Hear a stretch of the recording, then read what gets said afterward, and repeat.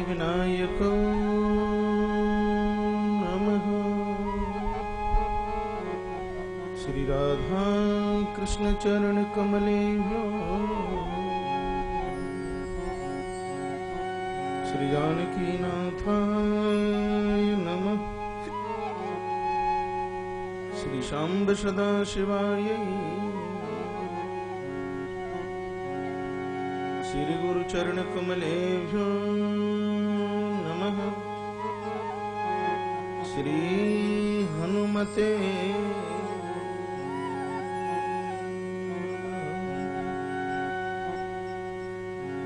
मंगलम भगवान विष्णु मंगलम गरुड़ध्वज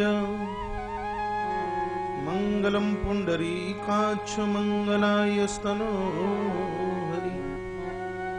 नारायणं नमस्कृत्य नरं चैव नरोत्तमं देवीं सरस्वतीं व्यासं ततो जयमुदीरये। ध्यानमूलं गुरुर्मूर्ति पूजामूलं गुरुर्पदं मंत्रमूलं गुरुर्वाक्यं मोक्षमूलं गुरुर्कृपा। हरे कृष्णा कृष्णा कृष्णा हरे हरे हरे राम राम राम हरे हरे। ओम गं गणपतये नमः। असतो मा सद्गमय तमसो मा ज्योतिर्गमय मृत्युर्मामृतगमय। ओम शांति शांति शांति। आइए एक क्षण के लिए अपनी पवित्र वाणी से भगवान का मंगलमय नाम लीजिए।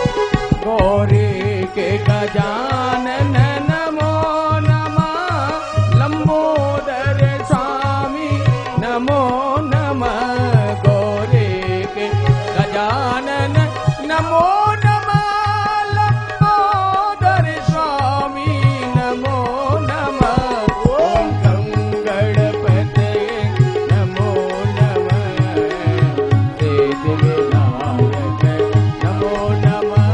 ओम गं गणपतये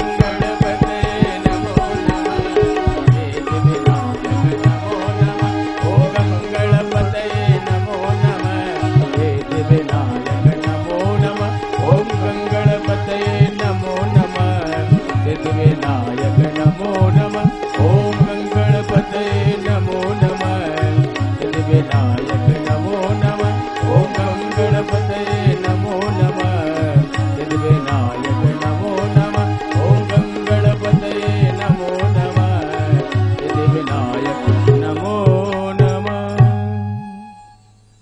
बोलिए गजानंद भगवान की जय हो। श्री निकुंज बिहारी लाल की जय हो। श्री हनुमंत बलवंत महाराज की जय हो। जय जय श्री राधे जय जय श्री राधे जय जय श्री राधे श्याम। परमाराध्य प्रातः स्मरणीय जगत नियंता जगत के परमाधार गौरी सुमन भगवान शंकर के हेलो परम पुत्र जो धरती पर भगवान महोत्कट मयूरेश गजानन और धूम्रकेतु के रूप में अवतरित होते हैं, ऐसे भगवान गणपति प्रभु की दिव्य कृपा से अमरकंटक से आप्लावित होती हुई जहां जिसका उदीप्यमान स्थान है, मध्य प्रदेश की सीमाओं में ही सटा हुआ स्थान छत्तीसगढ़ की सीमाओं को छूता है, ऐसा तीर्थ अमरकंटक और वहां से किल किल किल किल कलरव करती हुई माता भगवती नर्मदा। जैसा कि पुराणों में लिखा है कि भयंकर कलयुग में मां गंगा का दर्शन नहीं होगा। जब घोर कलयुग चल करके आएगा उस समय यमुना नहीं दिखाई देगी। जब कलयुग के बहुत से पाप इकट्ठे होंगे उस समय नदियां ग्रसित हो जाएंगी, सूख जाएंगी, लेकिन उस समय भी एक कोई सुरक्षित माता के रूप में एक सरता बचेगी, तो है माता भगवती रेवा नर्मदा होगी। चारों युगों के ऊपर जिसका प्रभाव है, इस नगरी के महानुभाव लोग कृतकृत्य हैं, वो वडभागी हैं, माइक वह भाग्यशाली हैं कि ऐसी माता भगीरथी ऐसी माता भगवती रेवा के तट पर बसी हुई नगरी माहेश्मती मंडला सहस्त्रधारा के समीप नवनिर्माणित तुलसी तपोवन गौशाला के निर्माण के लिए और उसके सहयोग के लिए आयोजित यह श्रीमद गणेश महापुराण की पवित्र गाथा, जिसमें सुदूर अंचलों से चल करके आए हुए भगवद अनुरागी प्रभु प्रेमी जन आज की कथा के हमारे मुख्य अतिथि के रूप में मैं यह उनका नाम ले रहा हूं जो साल पूर्व इतना बड़ा आयोजन बालाघाट की धरती पर हुआ, पार्थिव शिवलिंग रुद्र महायज्ञ, जिस परिवार ने उस आयोजन में अपना पूरा का पूरा समय दिया। काका जी ने पूरा कोसा अध्यक्ष की भूमिका को बड़ी शालीनता और बड़ी सरलता के साथ में निभाया। जहां उस आयोजन में इस पूरे क्षेत्र का कोई प्रथम व्यक्ति, कोई पहला महानुभाव मेरे कंधे से कंधा लगाए हुए थे, तो वह श्री रमेश अग्रवाल जी। एक बार जोरदार तालियों के साथ आप उनका मान करेंगे, सम्मान करेंगे। माता उषा देवी अग्रवाल, भैया सत्यनारायण अग्रवाल, श्रीमती कविता अग्रवाल, जय संतोषी मार्बल, जय संतोषी टाइल्स, जय संतोषी ट्रेडर्स। आज इस पूरे क्षेत्र में इस फर्म को कौन नहीं जानता। बहुत बड़ा काम है। काम तो लोगों के पास होते हैं, लेकिन बड़ी बात तो यह है कि काम के साथ उदार मन भी होवे। 2 ट्रक की ही घोषणा नहीं, जितना भी सीमेंट यहाँ आया है क्रय वहां से किया गया, एक पैसे की प्रॉफिट नहीं। इन्होंने अपनी घर की गाड़ियों से यह पूरा सीमेंट तुलसी तपोवन गौशाला के लिए भेजा है। आप उदार भाव से उनको आशीर्वाद दीजिए। परिवार भगवान के इस दिव्य कार्य में ऐसे ही जुड़ा रहे। आज मुख्य अतिथि के रूप में मैं चरेगांव वाला परिवार, अग्रवाल परिवार का बहुत बहुत स्वागत है। मेरी व्यासपीठ करती है, मान करती है, सम्मान करती है। और सुदूर अंचलों से चल करके आए हुए श्री नरेश विठले जी यहाँ बैठे हुए हैं, जिन्होंने परसवाड़ा की धरती पर आश्रम निर्माण के लिए एक बहुत बड़ी जमीन शादर उन्होंने दान स्वरूप दी है। मेरे ठीक सामने बैठे हैं। तालियों के साथ आप उनका मान सम्मान कीजिए। श्री बलराम जी ठाकरे, परसवाड़ा क्षेत्र में प्रथम बार मेरा परसवाड़ा में आगमन हुआ, तो यह वही महानुभाव हैं जिनके माध्यम से मैं पहली बार परसवाड़ा में चल करके आया। श्री बलराम जी ठाकरे, व्यासपीठ से उनका भी बहुत आदर मान सम्मान है। श्री त्रिलोक जी पटेल, जिनके साथ मेरी बड़ी आत्मीयता है, श्री चौधरी जी, श्री साहू जी। आज परसवाड़ा से बहुत महानुभाव मुझे यहाँ नजर आ रहे हैं। सबका नाम यहाँ लेना संभव नहीं होगा। यदि कोई नाम छूटता भी है तो वह जीभ से छूट सकता है, लेकिन मेरी नाभि से कभी किसी का नाम नहीं छूट सकता। हो सकता है कि हमारे पास में जो सबके पास में है, वह उतनी उतंगता ऊंचाई न हो सकता है जो वक्तव्य सबके पास में वह हमारे पास न हो सकता है औरों के पास में जो हुनर है वो हमारे पास न हो, लेकिन यह हम व्यासपीठ से कहते हैं कि हमारे भक्तों के लिए हमारे पास में जो प्रेम है, स्नेह है, वह किसी दूसरे के पास नहीं हो सकता। प्रभु की पूजा में सदैव मैं यही तो एप्लीकेशन लगाता हूँ।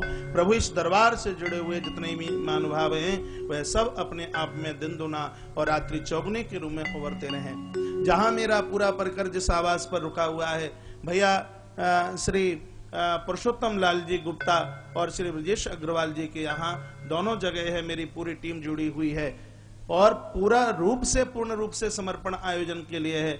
आप विचार कीजिए, जहाँ घर में 2 मेहमान आ जाए कितनी व्यवस्था करनी पड़ती है। यहाँ तो कितने आ रहे हैं और कितने जा रहे हैं। और एक बात यहाँ से कहूंगा, ऐसे परिवार बहुत कम देखने में मिलते हैं जहाँ सबका मंतव्य एक जैसा हो, नहीं तो सब अपनी अपनी दिशा के होते हैं। लेकिन श्री सीताराम गुप्ता जी का यह परिवार एक ऐसा है जहाँ सब महानुभाव बिल्कुल एक ही निर्देशन में चलते हैं।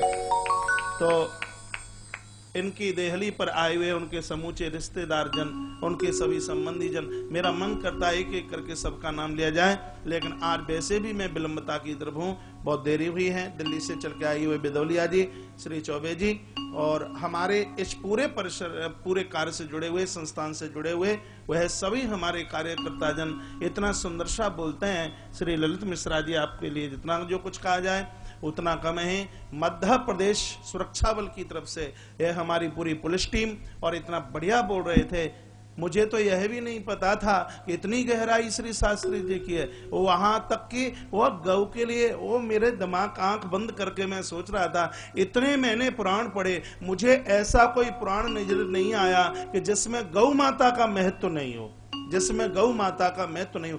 ऐसा कोई ग्रंथ नहीं, ऐसा कोई पुराण नहीं जिसमें माँ गौ माता का जिसमें महत्व न हो। धरती गाय के सिंहों के ऊपर टिकी है, उस धरती पर हम और आप हैं, तो पता लगता है कि समूची सृष्टि का आधार हमारी गौ माता है। यह समूची बातों की जानकारी हमारे मध्य में परोसी ऐसे आचार्य कौशिक फाउंडेशन और विश्व जागरण मानव सेवा संघ चैरिटेबल ट्रस्ट के प्रमुख सचिव श्री रामदेव शास्त्री जी, इन सब का मैं अपनी पूरी टीम के साथ मैं अपने सभी महानुभावों का व्यासपीठ से बहुत मान सम्मान करता हूं।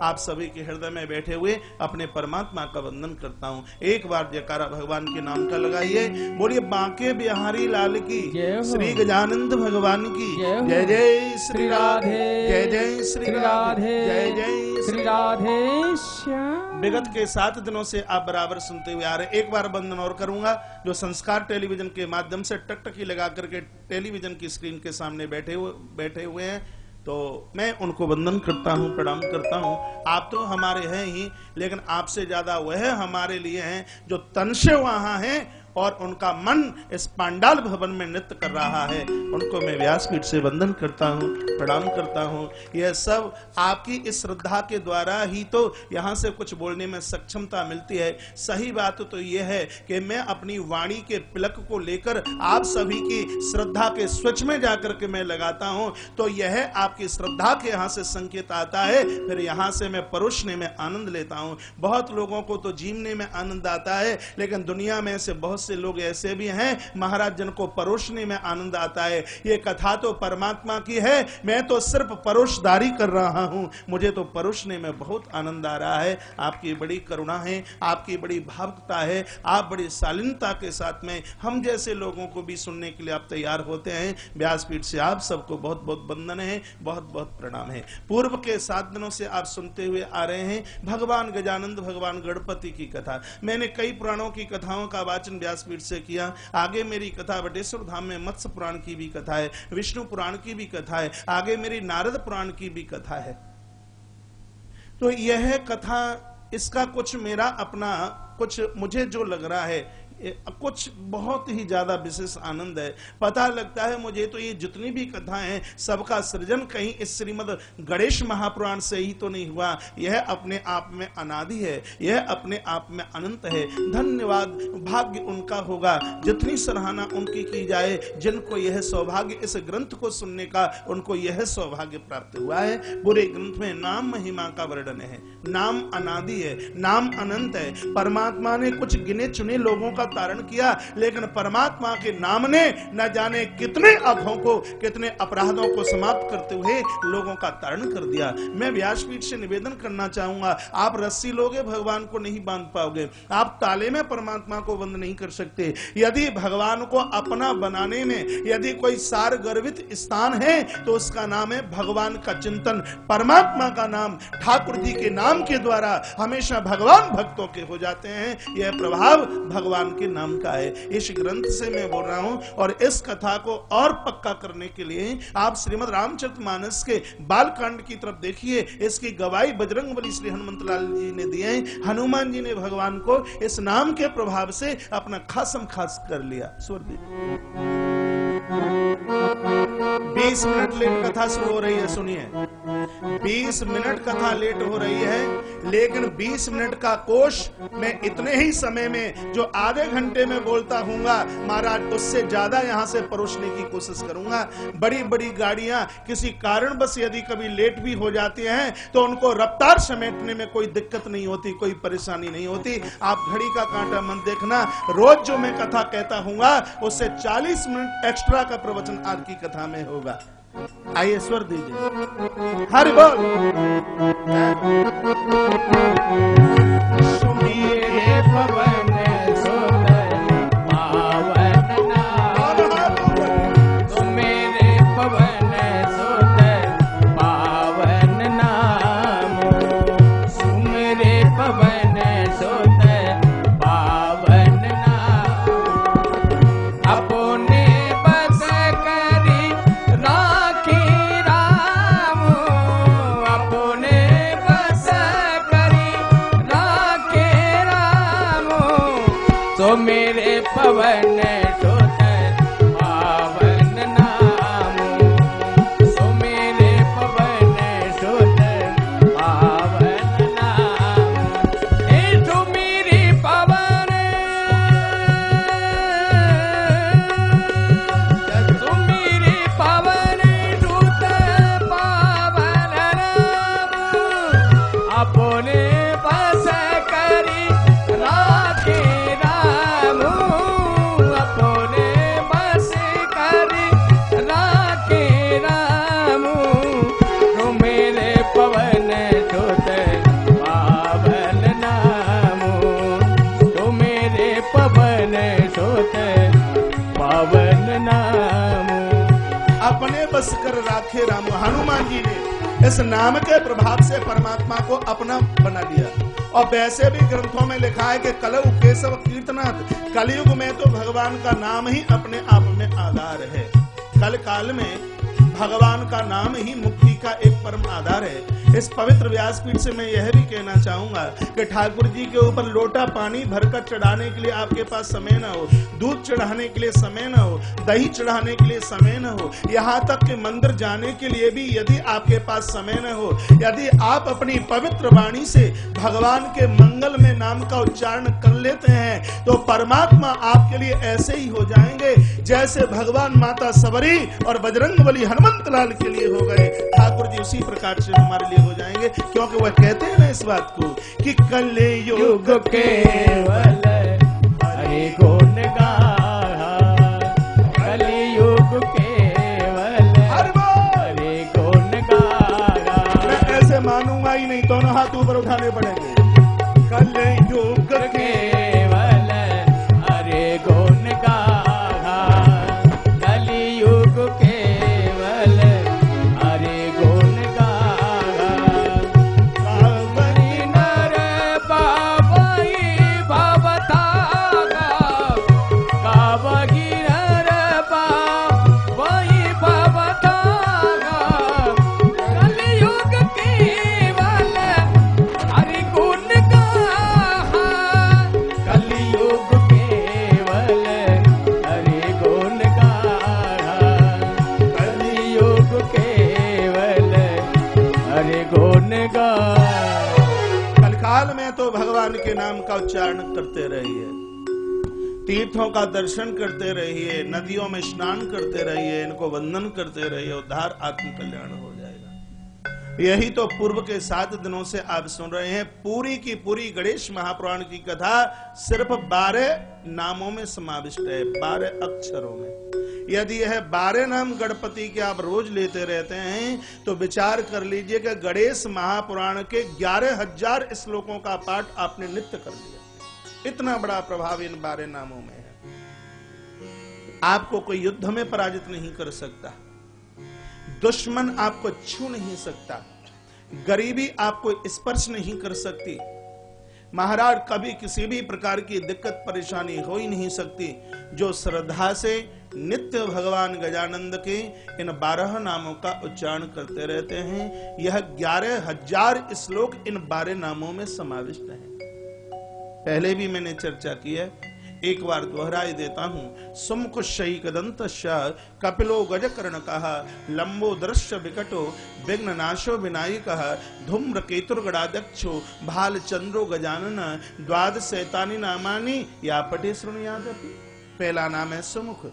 चलते चलते टेलीफोन आया, कहा महाराज जी 2 नाम हमारे छूट गए, एक बार जरूर बोल देना, इसलिए मैं पुनः रिपीट करता हूं। पहला नाम है सुमुख, दूसरा एकदंत।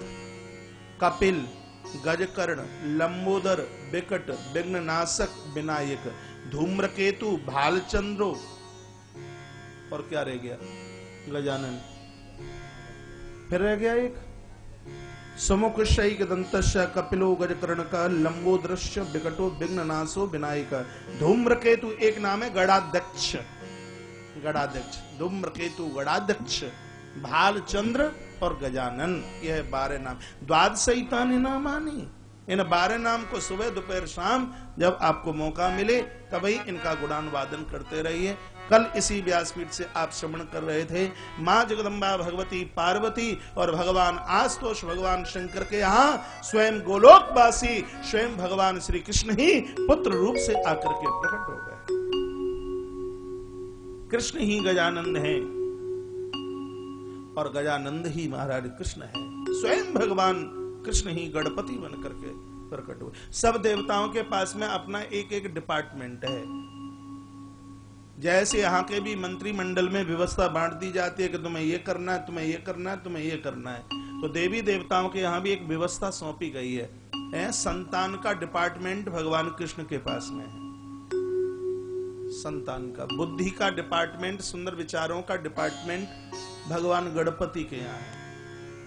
दौलत का, संपत्ति का डिपार्टमेंट माता भगवती जगदम्बा के यहाँ है। विद्या का डिपार्टमेंट भगवान शंकर और माता सरस्वती के पास में है। ज्यादा से ज्यादा आपको सम्मान मिले, यश मिले, यह डिपार्टमेंट के मालिक कौन है? भगवान भास्कर, भगवान सूर्य। आपका पैसा कभी डॉक्टर के पास में न जावे, यह भी डिपार्टमेंट भगवान भास्कर भगवान सूर्य नारायण के पास में है। आपको क्या चाहिए? एक ही ताकत विविध रूपों में अपना काम करती है। जैसे एक ही विद्युत का प्रवाह कभी हीटर को चलाता है, कभी फ्रिज को चलाता है, कभी वॉशिंग मशीन को चलाता है, पीछे से विद्युत प्रभाव तो एक ही है, लेकिन जहां जिसको जैसी आवश्यकता है महाराज वहां वह उस कार्य से है। जैसे आप भी तो जीजाजी बनकर के किसी ससुराल वाले का उद्धार करते हो, भांजा बनकर के कभी आप मामा का उद्धार करते हो, है तो एक ही, और बहन बनकर कभी किसी भाई का उद्धार करते हो। देखा जाए तो एक ही व्यक्ति है, लेकिन विविध प्रकार के संबंधों के द्वारा, और वह एक कभी तो किसी को पूजता है और कभी वह अपने आप को पूजवाता है। एक ही है। भांजा बनकर के मामा से अपनी पूजा करवाता है वही, और बहनोई के सामने अपनी बहन का भाई बनकर रिश्ते में कौन लगेगा समझ लीजिए, वह अपने बहनोई का पूजन करता है। आदमी तो एक ही है वह। उसी प्रकार से हमारे यह देवी देवता पीछे से देखा जाए तो तत्व एक ही है, लेकिन विविध रूप धारण करके वह संसार के कार्यों में महाराज वह सादर बिल्कुल बड़े भाव के साथ में ये समर्पित है।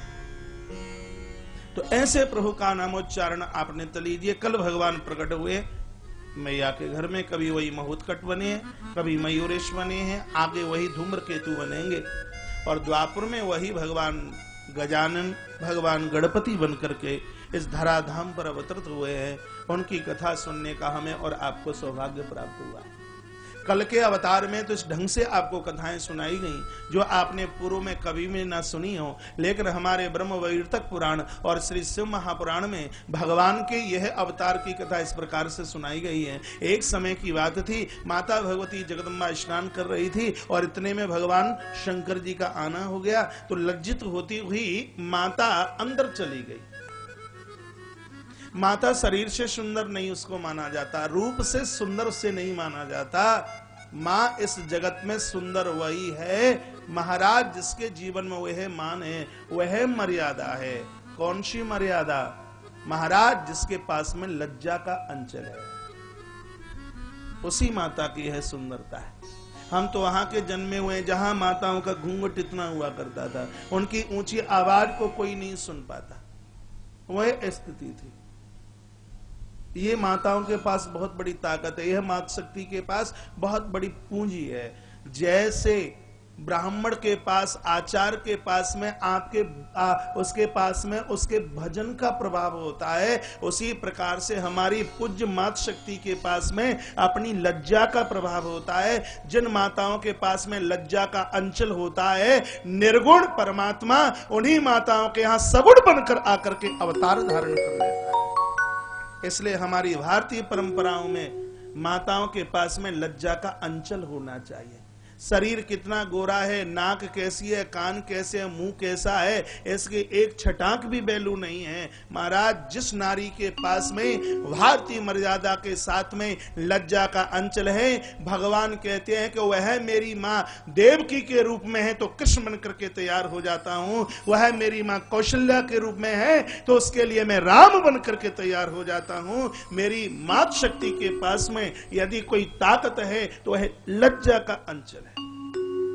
मेरी भारतीय नारी हर समय किसी को बात नहीं करती, हर पुरुष से बात करने का उसको ऐसे ही अधिकार नहीं होता। या तो उसके साथ में उसका भाई है, या उसके साथ में उसका बेटा है, या उसके साथ में उसका पिता है, या उसके साथ में उसका पति है, तब वह कहीं किसी गैर व्यक्ति से बात कर सकती है, नहीं तो उसके पास में वह अधिकार नहीं है। और यह मेरी व्यासपीठ बिना प्रमाण के कोई कभी बात ही नहीं करती। एक क्षण के लिए मैं आपको गणेश महापुराण से निकालकर मैं श्रीमद् रामायण के सुंदर कांड की तरफ लेकर मैं आपको चलूंगा, और आपको चलना पड़ेगा मेरे साथ दशकंठ रावण की अशोक वाटिका की तरफ, जहां मेरी माता भगवती जगदम्बा जानकी बैठी हुई है।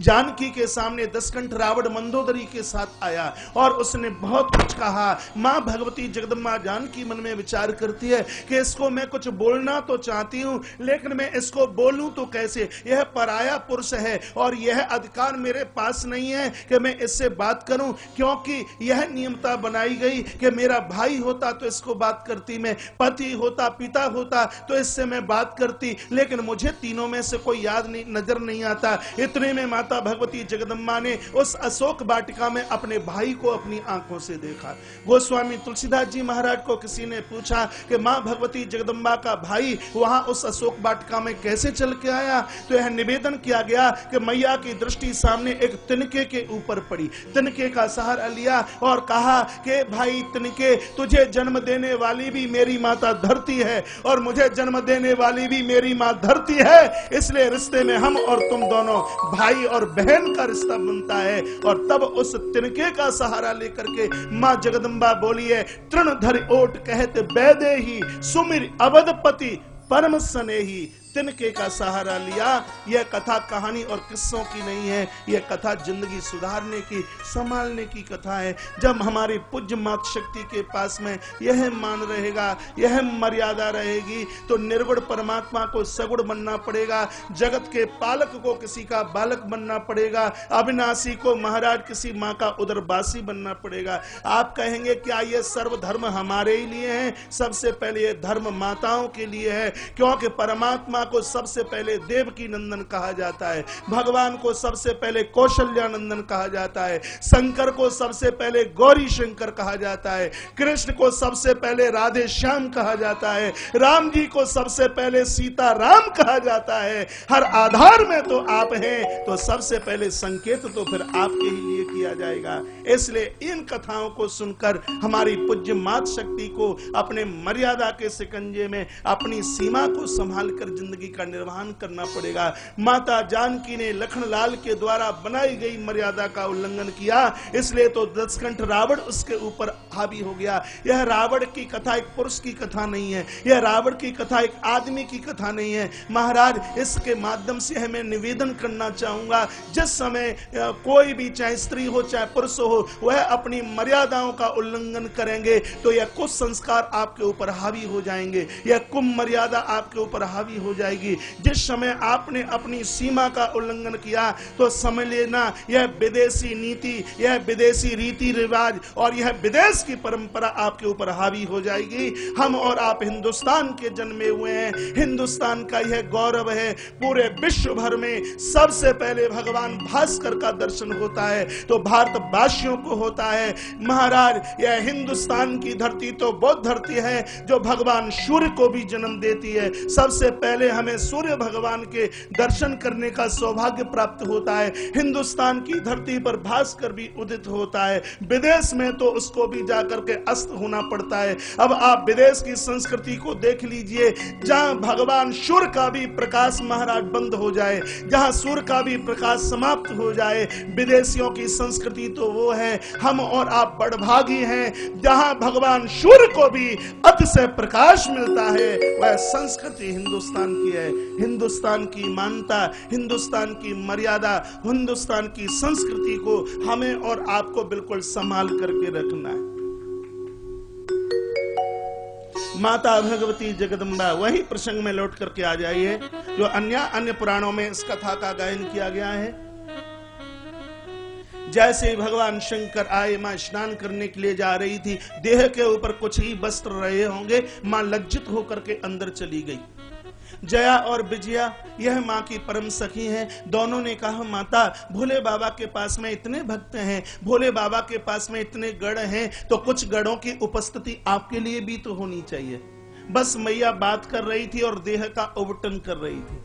माता भगवती साक्षात श्रद्धा का रूप है और परमात्मा के द्वारा तो जो भी कुछ निर्माल्य होता है वह भी अतिशय पवित्र होता है, अतिशय पावन होता है। मैं आपसे यह निवेदन करना चाहूंगा, जब गौ माता का मूत्र इतना पूज्य हो सकता है, जब गौ माता का गाय का गोबर इतना पूज्य हो सकता है, गौ माता के गोबर के लेपन के बिना कोई शुभ कर्म नहीं हो सकता, तो माता भगवती जगदम्बा की देह से किया गया निर्माल्य और उसमें से प्रकट हुए भगवान गजानंद अपने आप में पूज्य क्यों नहीं हो सकते? जरूर हो सकते हैं। कई लोग मुझे प्रश्न करते हैं कि माता स्नान कर रही थी और समय उसके मैल से जो मैल इकट्ठा, देह से मैल इकट्ठा हुआ और उसमें से गणेश प्रकट हो गए, तो वह पूज्य कैसे हो सकते हैं? मैं निवेदन करना चाहूंगा, मां जगदम्बा को शरीर मत समझिए, भोलेनाथ को शरीर मत समझिए, दुर्गंध देह में से आ सकती है, यह तो अपने आप में तत्व है। जैसे वायु का रूप नहीं होता,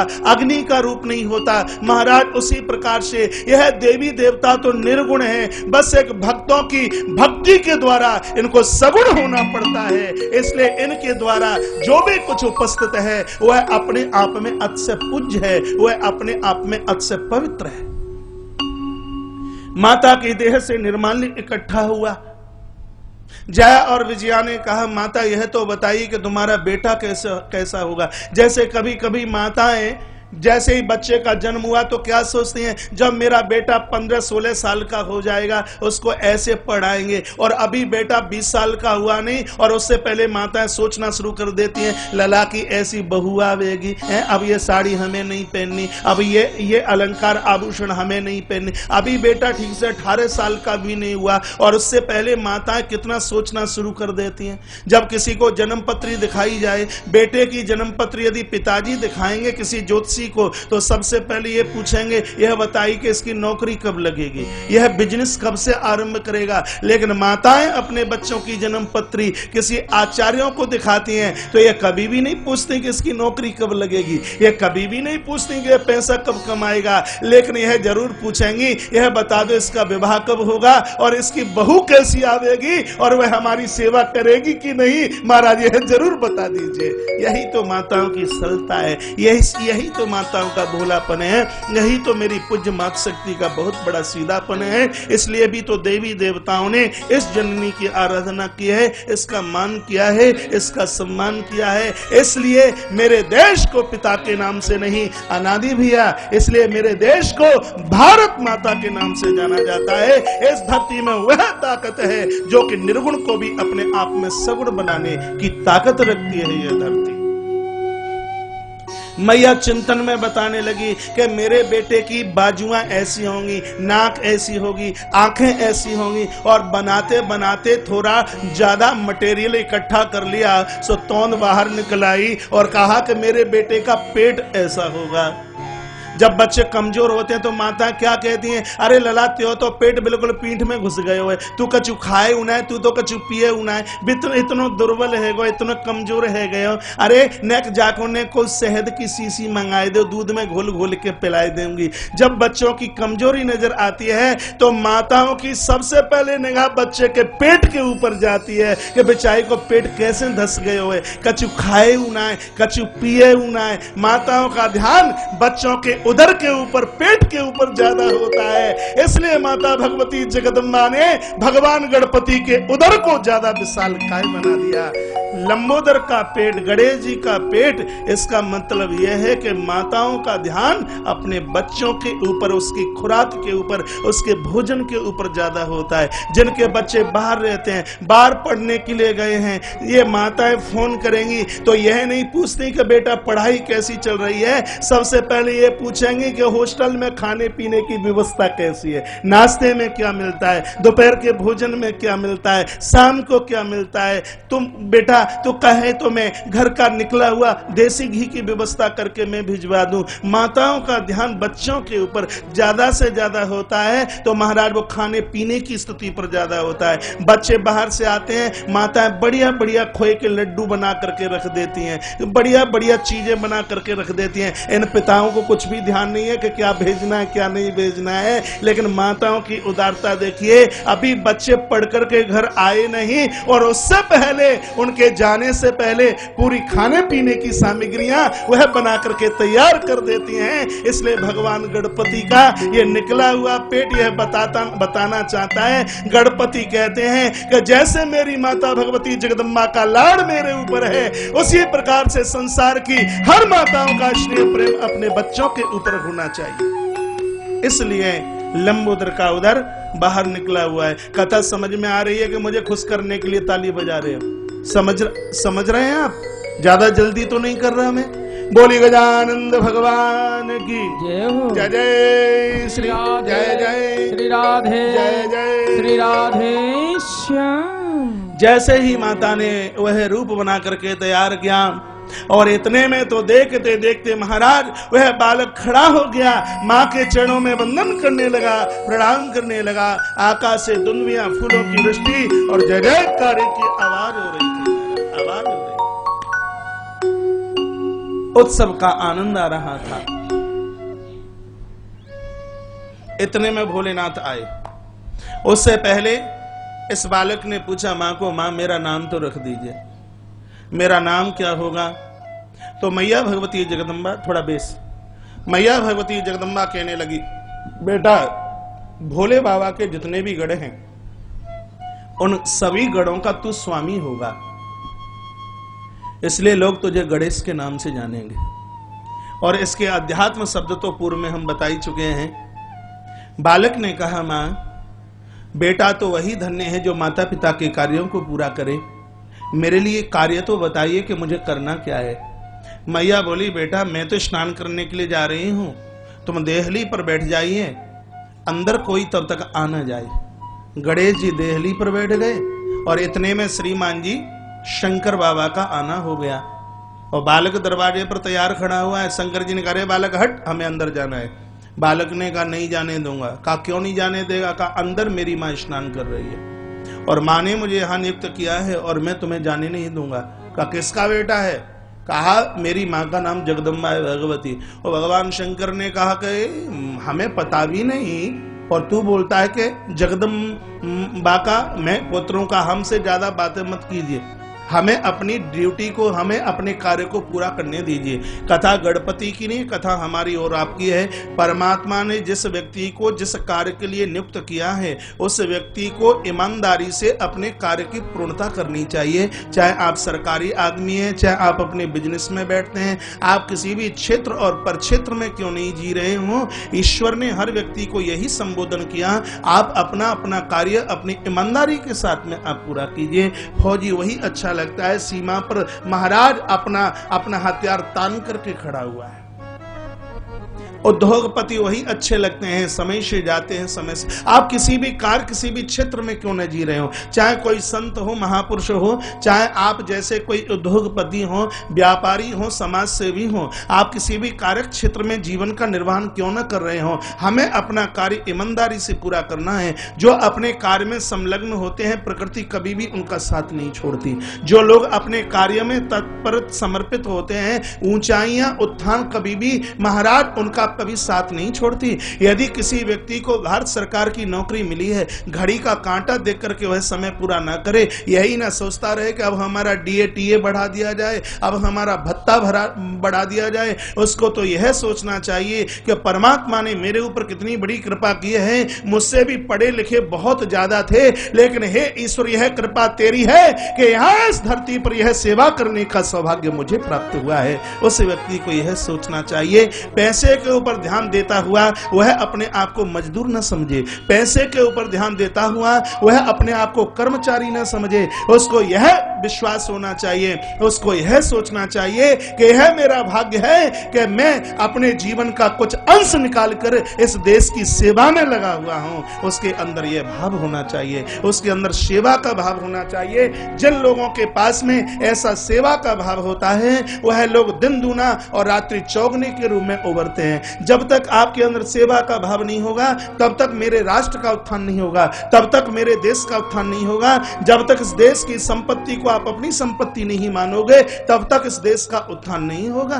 4 घंटे आप एसी चलाते हुए और बाद में यह सोचते हैं, अरे काय की चिंता है, हमने तो डायरेक्ट एसी चलाई है, हमने तो डायरेक्ट बल्ब जलाया है। आपको तो यह लग रहा होगा कि हमने चोरी करके पैसा इतना बचा लिया, लेकिन बंधुओं, यह भी विचार करना, वह ऋण हमारे ऊपर है, वह कर्जा हमारे ऊपर है। क्योंकि देश का भविष्य, देश का उत्थान, देश की ऊंचाई, देश का यदि नाम होगा तो वह नाम हमारे और आपके लिए है। पैसा कमा करके लोग मर गए हों, उनको कोई भी नहीं जानता, लेकिन जो धरती पर सुभाष चंद्र बोस बन करके जिया हो, जो इस धरती पर महात्मा गांधी बापू बन करके जिए हों, जो इस देश पर स्वामी विवेकानंद और परमहंस बनकर जीवन का निर्वहन किया हो, जो इस धरती पर मराठा के छत्रपति शिवाजी बन करके जिए हों, ऊपर रहे आकाश और नीचे रहेगी धरती, तब तक उनका नाम चलेगा, उनका यश और उनका नाम कभी समाप्त नहीं हो सकता।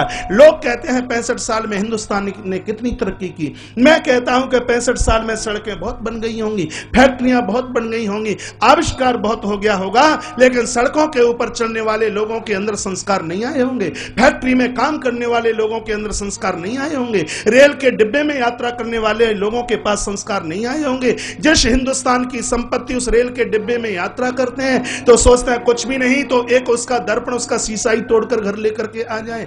महाराज, फैक्ट्रियों में काम करने वाले उन लोगों के अंदर वह संस्कार नहीं आए होंगे जिन्होंने कभी यह नहीं सोचा होगा कि जिस मालिक का खाते हैं और उसी के साथ में हम इतनी बड़ी नमक हरामी कर रहे हैं, उस देश उस राष्ट्र के साथ हम इतनी बड़ी नमक हरामी कर रहे हैं। जिस फैक्ट्री में काम करते हैं, जो फैक्ट्री तुम्हारी जीविका का आधार बनती है, और 1 मिनट में उसी को जला करके खा कर देते हैं, राख कर देते हैं। कहा कितनी स्कूल स्कूल बन गए, कितने विद्यालय बन गए, कितनी डिग्रियां कॉलेज बन गई। हाँ, मैं मानता हूं इस बात को, यह उत्थान इस देश का हुआ होगा, लेकिन उन कॉलेज और उन स्कूलों में पढ़ने वाले उन बच्चों के अंदर महाराज वह संस्कार नहीं आए होंगे जिस फर्नीचर के ऊपर पढ़ करके उन्होंने विद्या को प्राप्त किया, और उन्हीं फर्नीचरों को तोड़ने में उनको बिल्कुल कष्ट नहीं होता, उनको कोई परेशानी नहीं होती। इस व्यासपीठ से निवेदन करना चाहूंगा, इस देश की हर संपत्ति के ऊपर अधिकार हमारा और आप सबका है। इस देश का उत्थान तब होगा जब उस पूरी दौलत, उस पूरी संपत्ति को हम अपना माने। इसका विकास और इसका विस्तार तो तब होगा। मैं एक उस मान भाव की बात कहना कभी भूल नहीं पाता।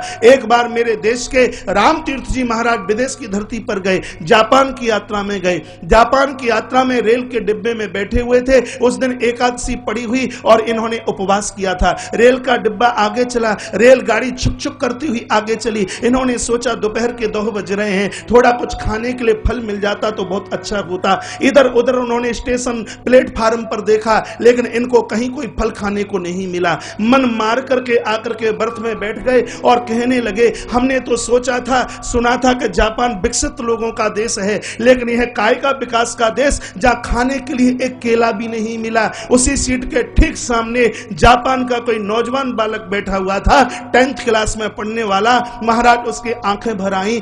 स्टेशन पर, अगले स्टेशन पर वह उतरा, कहीं से 2 किलो केले खरीद करके लाया और स्वामी जी के चरणों में समर्पित कर दिए। कहा, गुरुदेव यह केले आप खाइए और अपने व्रत को आप पूरा कीजिए। तब राम तीर्थ ने कहा, बेटा मैंने सब जगह देखा, लेकिन मुझे तो कहीं फल दिखाई नहीं दिए। जापान की धरती पर जन्म लेने वाला वो युवक कहता है, कहा, गुरुजी यह हिंदुस्तान नहीं है, जापान है। हिंदुस्तान में तो प्लेटफार्म पर सामान मिलता है, हमारे यहाँ बाजार में सामान मिलता है। गाड़ी 20 मिनट रुकी, मैं दौड़ कर लेके आया हूं, आप यह स्वीकार कीजिए। मेरे देश के सन्यासी ने कहा, बेटा इसकी तू कुछ इसकी कीमत ले ले, और उस समय में उन्होंने 5 की नोट निकाल करके दी। बालक रो पड़ा और उस युवक ने कहा, जापान के युवक ने कहा, गुरुदेव मैं आपसे कुछ भी नहीं लूंगा, आप साधु संत हैं, आप सन्यासी हैं। हमारे यहाँ के सन्यासी ने कहा, बेटा यदि तुम इन फलों की कीमत नहीं लोगे तो हम इन फलों को खा नहीं सकते। तब तो उस बालक ने अपना मस्तिष्क महात्मा जी के चरणों में रख दिया और कहा, गुरुदेव यदि तुम इन फलों की कीमत चुकाना चाहते हो तो इन फलों की कीमत इतनी सी है कि जब आप जापान से लौट करके हिंदुस्तान पहुंचे तो अपने देश में जाकर के यह मत कहना कि जापान में मुझे केले खाने के लिए नहीं मिले। यदि तुम ऐसा कहोगे तो मेरे देश की बदनामी हो जाएगी, मेरे देश को नीचा देखना पड़ेगा। जहां विदेश की धरती पर जन्मा हुआ एक युवक अपने देश के लिए इतना कुछ सोचता है, विचार करता है, आप विचार कीजिए उस देश का उत्थान क्यों नहीं होगा, उस देश की प्रगति क्यों नहीं होगी। मैं पुनः इस पवित्र व्यासपीठ से निवेदन करना चाहूंगा कि इस देश की हर संपत्ति को, यहाँ की हर चीज को हम अपना माने, अपने कर्तव्य परायणता के साथ में अपनी ड्यूटी को पूरा करें। भगवान गणपति की कथा हमें और आपको यही समझाती है। आप ड्यूटी पे हैं, यह कर्तव्य हमारा एक बहुत बड़ा धर्म है। आप अपने कर्तव्य पर हैं तो हनुमंत लाल जी का बेटा मकरध्वज वो अपने आप को बजरंगी का बेटा कहता है, क्योंकि इस जीव की शक्ति महाराज कई दरवाजे से महाराज वह बाहर आकर के प्रकट हो सकती है। एक पसीने की बूंद के द्वारा मछली ने हनुमंत लाल जी की शक्ति को प्रकट कर दिया। वह कहता है, मैं हनुमान का पुत्र हूं तो मैं आपको आगे नहीं जाने दूंगा। उसी प्रकार से आज शंकर सुवन भगवान गणपति संसार को यह बताना चाहते हैं कि ड्यूटी को कैसे पूरा किया जाता है, कर्तव्यों को कैसे पूरा किया जाता है। आज भगवान गणपति ने अपने पिता को भी रोक लगा दी, क्योंकि नियम और कानून सबके लिए बराबर होते हैं। चाहे संसार का एक साधारण प्रजा का कोई बालक हो, चाहे वह मुख्यमंत्री का बेटा क्यों न हो, लेकिन कानून तो सबके लिए बरकरार होता है, नियम तो सबके लिए बरकरार होता है। इस दुनिया को यह बात, यह पाठ सिखाने के लिए आज भगवान गणपति ने अपने पिता को भी रोक दिया। कहा कि मेरी मां का कानून यह बोलता है कि मैं आपको अंदर नहीं जाने दूंगा। भगवान शंकर वापस चले गए। पूरी कथा मुझे और आपको यह बताना चाहेगी, जो नियमों को तोड़ते हैं, जो कानूनों को तोड़ते हैं, यदि परमात्मा भी क्यों न हो, उसके यहां भी दुखों का जन्म हो जाएगा, उसके यहां भी परेशानी का जन्म हो जाएगा। भगवान शंकर ने यहां कानून को तोड़ा, भगवान शंकर ने यहां नियम को तोड़ा। अभी थोड़ी देर के बाद आप सुनोगे भगवान को अपने पुत्र से हाथ धोना पड़ा, लेकिन बाद में प्रायश्चित किया तब कहीं पुत्र जिंदा हुआ। यह कथाएं साधारण तरीके से, यह दृष्टांत और कहानी नहीं नहीं है। ये कथाएं तो हमारे और आपके लिए जिंदगी जीने के लिए एक कला है। जीवन कैसे जिया जाए उसके लिए ग्रंथ कहते हैं। ग्रंथ का अर्थ क्या होता है? जो माथे की गांठ खोल दे, वासनाओं की गांठ खोल दे, अविद्या की गांठ खोल दे, अज्ञान की गांठ खोल दे, महाराज उसी को तो हम ग्रंथ कहते हैं। यही तो ग्रंथ की परिभाषा है। रोक दिया। भगवान शंकर आए, नंदी को कहा देखना जाकर के कौन अज्ञानी बालक खड़ा हुआ है और उसकी इतनी हिम्मत, मुझे अंदर नहीं जाने देता। नंदी आए, घमासान युद्ध हुआ, लेकिन महाराज नंदी भगवान गणपति का कुछ बिगाड़ नहीं पाए। भृंगी को भेजा गया, भृंगी को भी पराजित होकर के जाना पड़ा। यहां इस व्यासपीठ से मैं निवेदन करना चाहूंगा, जो लोग अपने जीवन में कायदा कानून और नियमों का मान करते हैं, सम्मान करते हैं, देवी शक्ति को भी उन लोगों के सामने परास्त होना पड़ता है, पराजित होना पड़ता है उनके सामने जो अपने नियमों को पूरा करते हैं। इसलिए बंधुओं, प्राणों की आहुति डाल करके भी यदि नियमों को पूरा किया जाए तो वह अपने आप में सस्ता है। यहां तक कि विधाता ब्रह्मा आए और इस युद्ध में उनको भी परास्त होकर के जाना पड़ा। और इतना ही नहीं कि भगवान शंकर ने स्वयं नारायण को भेजा। आज भगवान गणपति के सामने भगवान नारायण भी नहीं रुक पाए, भगवान नारायण को भी परास्त होकर के वापस जाना पड़ा। और जब देखा महाराज इस बालक के सामने कोई टिक नहीं सकता, तब स्वयं भगवान शंकर चल करके आए। युद्ध में भगवान शंकर को भी पराजय का मुंह देखना पड़ा। भगवान भोलेनाथ को लगा कि ये तो मेरी बहुत बड़ी बेइज्जती हुई, ये तो सबके सामने इस बालक ने मेरा बहुत बड़ा अपमान किया। इतना क्रोध आया, इतना क्रोध आया, महाराज भगवान शंकर ने अपना त्रिशूल उठाया और घुमा करके फेंक दिया। माता भगवती के पुत्र के मस्तिष्क का छेदन करता हुआ महाराज वह मस्तिष्क सीधे जाकर के समुद्र में गिरा। बालक मृत स्थिति को होता हुआ जमीन पर गिर पड़ा। हाहाकार मच गई। जया विजया दौड़ती हुई मां भगवती जगदम्बा के पास पहुंची, कहा मां ऐसे ऐसे भगवान भोलेनाथ के द्वारा तेरे पुत्र की मृत्यु हुई है। मां दौड़ती दौड़ती आई है, मां बहुत रोई है, मां बहुत बिलकी है। मां को इतना क्रोध आया कि असंख्य अनगिनत महाराज देवियां उसमें से प्रकट हो गईं। लग रहा था कि कहीं पूरी सृष्टि का प्रलय ना हो जाए। सब देवताओं ने स्तुति की। मां जगदम्बा भगवती ने कहा या तो मेरा पुत्र जिंदा चाहिए, नहीं तो मैं पूरी सृष्टि का मैं चौपट कर डालूंगी। क्योंकि मैया के कई रूप हैं। माता भगवती जगदम्बा के जिस समय वह सृष्टि का प्रलय करती है तो वह काली रूप धारण करती है। 3 रूप है ना शक्ति के, महाकाली, महालक्ष्मी और महासरस्वती। इन तीनों कालों को मां कब कब, इन तीनों रूपों को मैया कब कब प्रयोग में लेती है वह आप सुन लीजिए। जब माता इस जगत को कुछ सिखाती है उस समय माता का रूप सरस्वती का होता है। किसी को रूप देती है, किसी को जीवन देती है, किसी को जन्म देती है। यह उद्भव शक्ति है मैया की। उद्भव का अर्थ होता है जन्म देने वाला। यह माता भगवती जगदम्बा की पहली शक्ति है जिसका नाम है सरस्वती, जिसके माध्यम से वह सृजन करती है। मां सरस्वती की कृपा आपके ऊपर होगी, आप भी सृजनहार बन जाएंगे। यह कृपा तो सबके पास होनी चाहिए। जब तक आप स्कूलों में पढ़ते रहते हो तो बसंत पंचमी को खूब मां सरस्वती की पूजा करते हो। अपने आप को पूछिए, कॉलेज छोड़ने के बाद, स्कूल छोड़ने के बाद ऐसे आप में कितने लोग होंगे जो अपने आप को माता सरस्वती से जोड़ते हैं। माता सरस्वती विचारों की मां है।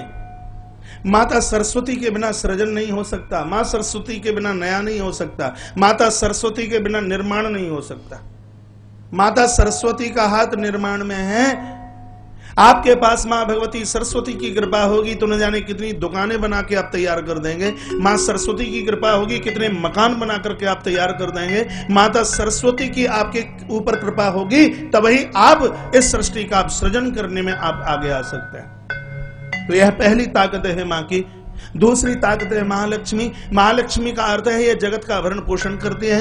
आपके घर से कोई भूखा चला जाता है, आप बड़ी गरीबता के साथ, अधीनता के साथ में आप उसके साथ संघर्ष कर रहे हैं। आपका मन करता है किसी को खिलाएं, आपका मन करता है किसी को पिलाएं, आपका मन करता है कि किसी को कुछ दें। तो इसका मतलब है कि माता भगवती जगदम्बा की एक दूसरी ताकत है जिसका नाम है लक्ष्मी। उसका आपने आह्वान नहीं किया, उसका आपने बंधन नहीं किया, उसको आपने प्रणाम नहीं किया, उसको आपने स्वीकार नहीं किया अपने जीवन में। माता भगवती की तीसरी शक्ति है जिसका नाम है महाकाली। यह उद्धार की स्थिति में है। उद्धार का मतलब है आप किसी के अंधकार संसार को समाप्त कर दें। उद्धार का मतलब है आप भूले हुए को कोई अब रास्ता बता दें। उद्धार का मतलब सिर्फ यही नहीं होता कि मरने के बाद व्यक्ति भगवान के धाम चला जाए। उद्धार का मतलब होता है कि बिगड़े हुए व्यक्ति को आप राह पर लेकर के आ जाएं, किसी की मदिरा छुड़ा दें, शराब छुड़ा दें, किसी का गुटखा छुड़ा दें, किसी की सिगरेट छुड़ा दें, जिसका जिंदगी बर्बाद हो रही है और उसको आप आबाद कर दें। यह माता भगवती जगदम्बा काली की है परम ताकत है। हर व्यक्ति के पास में तीनों शक्तियां होनी चाहिए, क्योंकि यह संसार 3 शक्तियों से भरा पड़ा है। इन 3 ताकत के बिना सृष्टि का क्रम नहीं चलता। 3 ही शक्ति हैं, 3 ही देव हैं, ब्रह्मा है, विष्णु है और महेश है। सृष्टि के सृजन के लिए ब्रह्मा को भी सरस्वती को स्वीकार करना पड़ा, सृष्टि के भरण पोषण के लिए नारायण को भी लक्ष्मी को स्वीकार करना पड़ा, इस सृष्टि के उद्धार के लिए भगवान महेश को भी जगदम्बा भगवती काली को स्वीकार करना पड़ा। इस शक्ति के बिना कभी कोई काम ही नहीं चलता। जिस समय मैं श्रीमद देवी भागवत की कथा का गायन करता हूँ, उस समय भक्तों से हमें निवेदन करता हूँ कि बंधुओं, आदमी बूढ़ा हो जाए, वृद्ध हो जाए, कमजोर हो जाए तो कोई व्यक्ति ये नहीं कहता कि इसके अंदर ब्रह्मा नहीं रहे, कोई व्यक्ति ये नहीं कहता कि इसके अंदर विष्णु नहीं रहे, कोई व्यक्ति ये नहीं कहता कि इसके अंदर शंकर नहीं रहे। लेकिन जब व्यक्ति कमजोर हो जाता है, दुर्बल हो जाता है, तब लोग यह जरूर कहते हैं कि अब इस व्यक्ति के अंदर शक्ति नहीं रही। तब लोग यह कहते हैं कि व्यक्ति यह इतना कमजोर हो गया है कि इसके अंदर अब शक्ति नहीं रही। इसलिए शक्ति का तो आह्वान आप जरूर करते रहिए। इन देवी देवताओं ने भी शक्ति का आह्वान किया, वंदन किया। भगवान गजानंद गणपति को भी प्रकट करने वाली कोई है तो वह शक्ति है, वह शक्ति है।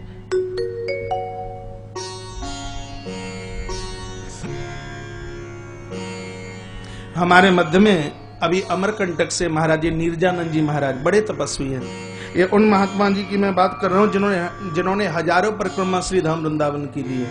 हिंदुस्तान का ऐसा कोई तीर्थ नहीं छोड़ा जिनका इन्होंने दर्शन न किया हो। उम्र भी अभी कोई ज्यादा नहीं है, 38-39 साल की उम्र है। ऐसे नीरजानंद जी महाराज अवधूत हमारे मध्य में आए हैं। तालियों के साथ मन का मान कीजिए, सम्मान कीजिए। वहीं बैठ जाइए, नीरजानंद जी बैठ जाइए। बोलिए बांके बिहारी लाल की जय, कृष्ण कन्हैया लाल की जय, दयानंद भगवान की जय। जय जय श्री राधे, जय जय श्री राधे, जय जय श्री राधे श्याम। तत्पश्चात भगवान शंकर को कहा गया कि मेरे पुत्र को जिंदा कीजिए। महाराज समुद्र से मांगा गया वह मस्तिष्क, लेकिन समुद्र भगवान गणपति के मस्तिष्क को वापस नहीं देता। मेरी तरफ देखिए, समुद्र भगवान गणपति के मस्तिष्क को वापस नहीं देता, क्योंकि यह समुद्र भगवान भोलेनाथ से दुश्मनी मानता है। कब की दुश्मनी मानता है कि यदि शंकर विष नहीं पीते होते तो मेरा मर्दन नहीं होता, मेरा मंथन नहीं होता। तो वह द्रोह मानता हुआ यह भगवान गणपति के मस्तिष्क को वापस नहीं करता। मैया ने स्वयं जाकर के याचना की, लेकिन यह गजानंद का मस्तिष्क वापस करता नहीं है। मैया ने श्राप दे दिया कि जा, मेरा श्राप है, मेरे बेटे का मस्तिष्क जहां गिरेगा और वहीं यह पर्वत रूप धारण कर लेगा, और भूल करके भी इस पर्वत पर कोई चल करके आ गया तो उसके मस्तिष्क के खंड खंड हो जाएंगे। यह बात उस समय सिद्ध हो जाती है जिस समय हनुमंत लाल जी लंका के लिए जा रहे थे। 100 योजन के समुद्र को हनुमान पार करते हैं तो रास्ते में वही पर्वत नजर आया। शंकर जी जगदम्बा को कथा सुनाते हैं और कहते हैं कि महाराज निर्भय होकर के हनुमंत लाल जी उस पर्वत के ऊपर चढ़ गए। तो जगदम्बा ने कहा कि ये मेरे बेटे गणपति का मस्तिष्क ही तो ये आकर के पर्वत बना, और मैंने तो ये कहा था कि कोई भूल से इस पर्वत पर आ जाए तो उसके मस्तिष्क के खंड खंड हो जाएं, तो हनुमान जी का कुछ क्यों नहीं बिगड़ा। माँ भगवती के शब्दों को सुनकर भोलेनाथ कहते हैं, ओमान कछुक्यप की अधिकाई, प्रभु प्रताप जो काले खाई। देवी इसमें हनुमान की कोई प्रभुत्वता नहीं, भगवान की कृपा होती है तो लोग काल का भी भक्षण कर जाते हैं। काल भी उसका कुछ बिगाड़ नहीं सकता है, काल उसका क्या बिगाड़े। वो जैन के महानुभाव कहते हैं जो भक्त हो महाकाल का। हाँ, महाकाल मीन्स जो भक्त ईश्वर का है, मौत उसका क्या बिगाड़ेगी। इसलिए हमें और आपको ईश्वर का बन करके रहना चाहिए। तत्पश्चात कल की कथा में तो आपने सुना भगवान नारायण एक हथनी के बच्चे का मस्तिष्क लेकर के आए, लेकिन अन्य पुराणों में यह भी लिखा है कि श्री नंदीश्वर को यह आदेश दिया गया और वह मस्तिष्क लेकर के लाए हैं। और जैसे ही गणपति के शरीर से जोड़ा गया, महाराज भगवान गजानंद खड़े हो गए। आकाश से दुनिया और फूलों की वृष्टि और जय जयकारे की आवाज हो रही थी। यह उत्सव कैलाश में भी मनाया गया और यह उत्सव काशी में भी मनाया गया। आइए हम और आप एक बार यह स्थान छोड़कर काशी की तरफ चले और एक क्षण में भगवान गजानंद के थोड़े प्राकट्य महोत्सव का आनंद तो ले लें। हल्की हल्की तालियां आप बजाइए, खड़े वही हो पाएंगे जिनको ठुमका लगाने का अभ्यास हो। ठीक है, आइए गुनगुना लेते हैं। काशी नगरी में मच रही आइए काशी